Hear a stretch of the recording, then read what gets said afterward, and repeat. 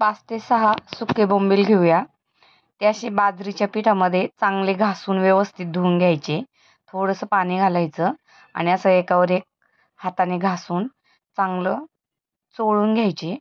म्हणजे बोंबलाचा वासही निघून जातो आणि त्याच्यावरची काही घाण वगैरे असेल किंवा कधी कधी कचकच पण लागतात, रेती वगैरे बसलेली असते सुकताना, तर तीही निघून जाते. त्याच्यामुळे बोंबील असे धुताना कोणत्या तरी पिठामध्ये चोळूनच धुवा. ते स्वच्छ करून झाल्यानंतर आपण बनवूया बोंबलासाठी मसाला. तर आपल्याला काळ्या मसाल्याचं कालवण करायचं आहे. सुक्कं खोबरं असं तेलावर छान लालसर परतून घ्या. खोबरं परतून झालं का उभा 4-5 कांदे चिरून घ्या आणि तेही तेलावर आपल्याला लालसर परतून घ्यायचे. तर आता खोबरं लालसर परतून झाले ते मी काढून घेते आणि याच तव्यावर आपण कांदा घालून घेऊया.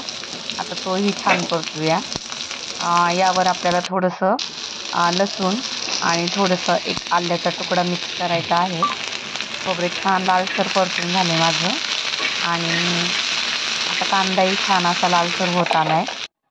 यामध्ये थोडेसे चणे, कढीपत्ता, कोथिंबीर सर्व घालून आपल्याला हे बारीक वाटण करून घ्यायचे आणि वेगळं खोबरं लसूणचं एक वाटण करायचे. तर आता आपण करूया फोडणी. त्यासाठी आधी थोडेसे आपण बोंबील फ्राय करून घेणार आहोत. तर थोडंसं तेल घालायचं पहिलं आणि बोंबील असे थोडेसे कढईमध्ये फ्राय करून घ्यायचे. म्हणजे कालवणाला फार वशाट वास येत नाही आणि कालवणाचा रस्साही खूप चांगला होतो. तर असे थोडेसे हलकेसे परतून ते परत प्लेटमध्ये काढून घ्यायचे आणि याच तेलावर थोडंसं तेल वाढून आपल्याला रश्श्याची फोडणी द्यायची आहे. खूप छान होते ही बोंबलाचं कालवण. बाजरीच्या भाकरीबरोबर तर अजून चांगलं लागतं. तुम्ही नक्की एकदा ट्राय करून पहा. तर आता बोंबील आपले थोडेसे मी फ्राय करून घेतलेत. आता बोंबील काढून घेते मी हे.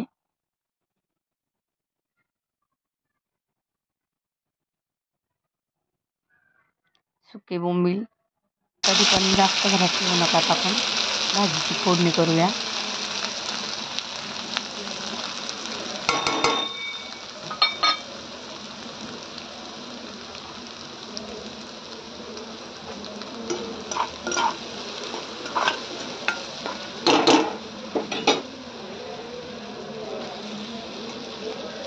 यावर चांगला आपण जे वाटण केले ते घालून व्यवस्थित मिक्स करून घ्यायचे.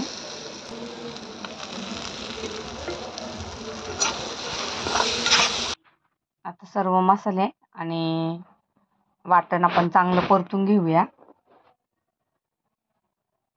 त्यावर थोडेसे कढीपत्ता घालूया. मी वाटणामध्ये पण कढीपत्ता घातलेला आहे, पण थोडंसं आपण फोडणीसाठी पण घालूया. आणि हळद, मसाले आणि धना पावडर घालूया आणि चांगलं असं छान मिक्स करूया. आणि त्यावर जे फ्राय केलेले बोंबील होते, एकदम कडक फ्राय नाही करायचे, तेही घालून घ्यायचे. आणि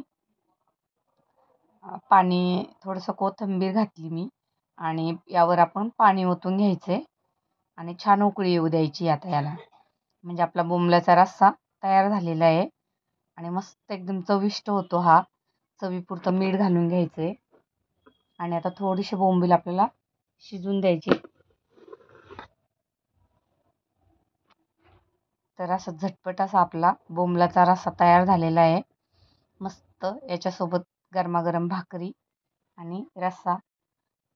कालवण उकळल्यावर पहा कसं हिरवगार कालवणाचा रंग आलाय, कारण मी याला कोथिंबीर आणि कढीपत्ता वाटून घातला होता.